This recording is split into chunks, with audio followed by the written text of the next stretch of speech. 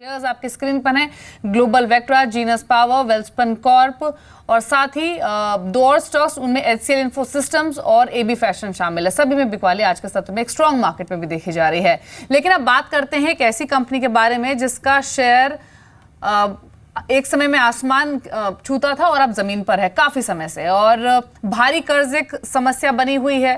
Promoter की जो holding है वो मैक्सिमम प्लेज्ड है, लेकिन बीच बीच में खबरें आती हैं कि हाँ, जो कंपनी है वो अपने कर्ज को कम करने के लिए कई सारे इनिशिएटिव ले रही है, अपने एसेट्स को बेच रही है। लेकिन इन एसेट्स को बेचने में कंपनी उतनी सक्सेसफुल रही नहीं है। कौन सी ये कंपनी है और जो एसेट्स कंपनी बेच रही है वो कौन से हैं, कितनी सक्सेसफुल हो सकती है इस पहलू पर, ये समझ लेते हैं मेरे सहयोगी संदीप से। बताइए संदीप।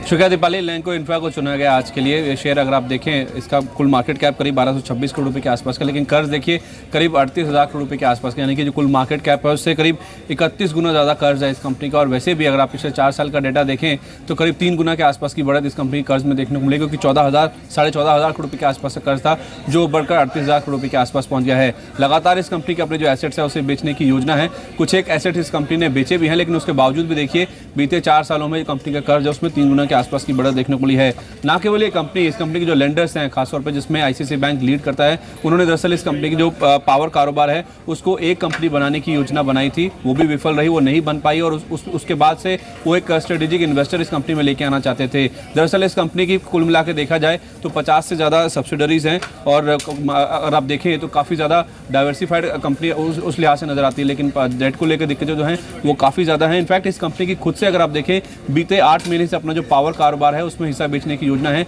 लेकिन पिछले 8 महीने से देखिए कोई भी कंक्रीट स्टेप इस मामले में कंपनी नहीं ले पाई है। इस कंपनी की खुद अगर देखा जाए, इनका जो थर्मल पावर पोर्टफोलियो है उसको एक कंपनी में क्लब करने की योजना, और उसके बाद से 51% हिस्सा बेचने की योजना, जिसके जरिए ये कंपनी अपना जो डेट है उसे घटाना चाहती है। लेकिन ऐसा कोई भी कंक्रीट स्टेप या तो फिर पॉजिटिव जो डेवलपमेंट है इस फ्रंट पे नहीं देखने को मिला है। हालांकि इस कंपनी ने कुछ और अपने जो एसेट्स हैं उसको डिस्पोज ऑफ किया भी, लेकिन उसके बावजूद भी देखिए कर्ज की जो दिक्कत है इस कंपनी के साथ खत्म नहीं हुई है। प्रमोटर का हिस्सा देखें तो करीब 70% के आसपास का, उसमें से 57% के आसपास की हिस्सेदारी प्लेस्ड है। और इनफैक्ट 2012 के आसपास ये शेयर प्लेज किए गए थे जब 13.25 रुपये के आसपास का प्राइस था।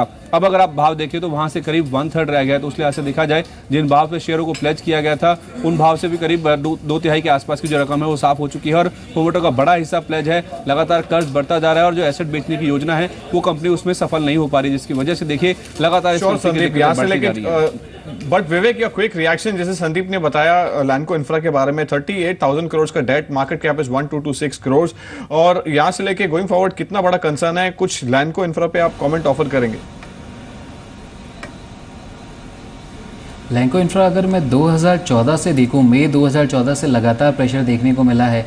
14 रुपये के लेवल पे स्टॉक ट्रेड कर रहा था, उसके बाद कंसिस्टेंट एक फॉल आया था, एक जो करेक्टिव रैली आई थी उसमें उम्मीद थी कि फिर से एक रैली देखने को मिलेगी, लेकिन जो इसका long term down sloping trend channel का रेजिस्टेंस है वहीं से स्टॉक फिर से पलटा है, जो कि फिर से एक काफ़ी नेगेटिव सिग्नल है टेक्निकली। मुझे लगता है 3 रुपये से लेकर 2.50 तक के 2.50 पैसे तक के भी लेवल्स इसमें देखे जा सकते हैं। तो शॉर्ट ऑन राइज की स्ट्रैटेजी रखनी चाहिए, किसी भी उछाल पे स्टॉक से निकलने की कोशिश करें तो वही बेटर रहेगा। स्टॉक का 3.5% ऊपर है, लेकिन जब भी उछाल मिले, अगर आप ये शेयर खरीदे हुए हैं तो बाहर निकल आइए, क्योंकि एसेट्स कंपनी भले ही बेच रही हो लेकिन उनको बेचने में कंपनी के सामने ढेरों दिक्कतें हैं। तो यहाँ पर कुछ भी एक ऐसा वजह नहीं है कि आप निवेशित रहें या फिर निवेश करें 4 रुपये के शेयर में। लेकिन चलिए अब बात कर लेते हैं थोड़ी सी अर्निंग्स की ही। क्वालिटी लिमिटेड के भी नतीजे आए हैं और हमने देखा है कि जो परफॉर्मेंस है वो बहुत ज़्यादा स्ट्रांग नहीं रही है। मार्जिनल डिप कंपनी के प्रॉफिट्स में देखा गया है, और जो रेवेन्यूज़ हैं वहाँ पर मार्जिनल इंक्रीज इस क्वार्टर में आया है। आप देखिए 2.25% मुनाफा कंपनी का घटा है, और अगर रेवेन्यू देखेंगे, टोटल इनकम फ्रॉम ऑपरेशंस देखेंगे तो वो 1440 करोड़ के आसपास रही, यानी मार्जिनल इंक्रीज यहाँ पर दिखा है। इन्हीं नंबर से बातचीत करने के लिए मिस्टर नवल शर्मा हमारे साथ मौजूद हैं क्वालिटी लिमिटेड से। Mister Sharma, good afternoon. बीते कई क्वार्टर्स हमने देखी है कि डिसेंट ग्रोथ क्वालिटी ने मेंटेन की थी, ऑलमोस्ट 8 to 9% तक की टॉप लाइन ग्रोथ बीते कई सालों से मेंटेन की है, लेकिन इस क्वार्टर के नंबर्स वो स्थिति नहीं रिफ्लेक्ट कर रहे हैं। एग्जैक्टली जो थोड़ा सा प्रेशर रिफ्लेक्ट हुआ है अर्निंग्स पे, उसके पीछे वजह क्या रही? पहले तो हमें ना थोड़ा सा नंबर्स को होलिस्टिकली देखना जरूरी है। नंबर स्टैंडअलोन एक क्वार्टर का देख के किसी कंक्लूजन पे पहुंचना शायद ठीक नहीं रहेगा, राइट? तो हम बात करेंगे इन नंबर्स को 3 कॉन्टेक्स्ट के अंदर।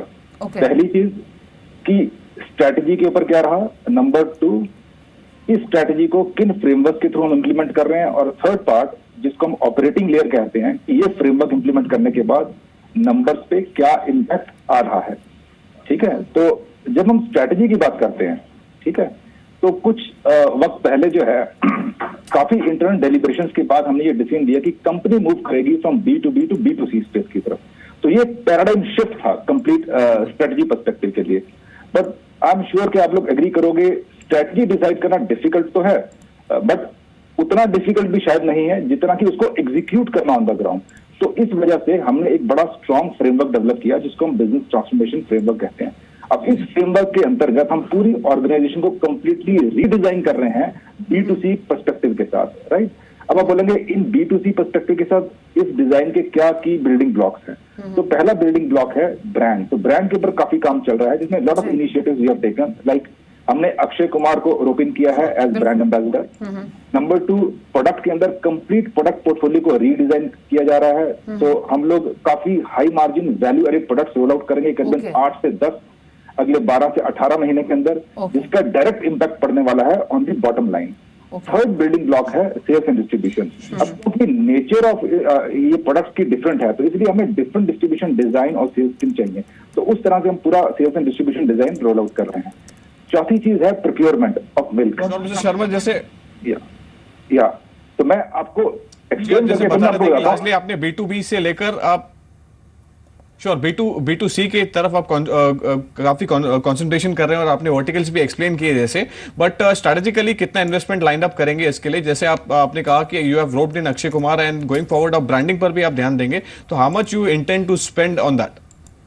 पहली चीज ये है कि हम करीबन 520 करोड़ का इन्वेस्टमेंट प्लान लाइंड अप है।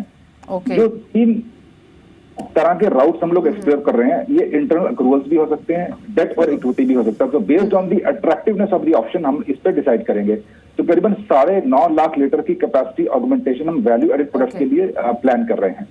तो ये हमें बूस्ट करेगा 8 से 10 वेरिएंट्स लॉन्च करने के लिए in the categories of flavoured milk, tetra PACS, butter और चीज, और इसका सीधा सीधा इम्पैक्ट पड़ेगा हमारी बॉटम लाइन के ऊपर। और इसी वजह से अगर आप देखो इस साल के हमारे नंबर्स करीबन 8.7% का ग्रोथ है टॉप लाइन के अंदर और करीबन 14.8% का ग्रोथ है एबिटा मार्जिन के ऊपर। तो चौथे क्वार्टर की आप बात कर रहे हैं, it is a small aberration, right. आपको हर चीज को होलिस्टिकली देखना जरूरी है। यानी मिस्टर शर्मा, जो भी कंपनी की स्ट्रैटेजी अभी प्लान कर रही है उससे गोइंग फॉरवर्ड जो अर्निंग्स है वहां पर इंप्रूवमेंट ही ज्यादा दिखेगी आते हुए। शुक्रिया आपका बातचीत करने के लिए जी बिजनेस से, and all the very best for the coming quarters. तो आपने सुना यहाँ पर मिस्टर शर्मा के कमेंट्स। उन्होंने कहा कि अक्षय कुमार को एज अ ब्रांड एम्बेसडर उन्होंने एनरोल किया है, हाई मार्जिन प्रोडक्ट्स वो लॉन्च कर रहे हैं, लेकर आ रहे हैं मार्केट में, जिससे आगे आने वाले क्वार्टर्स में जो बॉटम लाइन है वहां पर एक अच्छा इंप्रूवमेंट देखा जा सकता है। 110 के लेवल पर स्टॉक ट्रेड कर रहा है अभी क्वालिटी लिमिटेड का।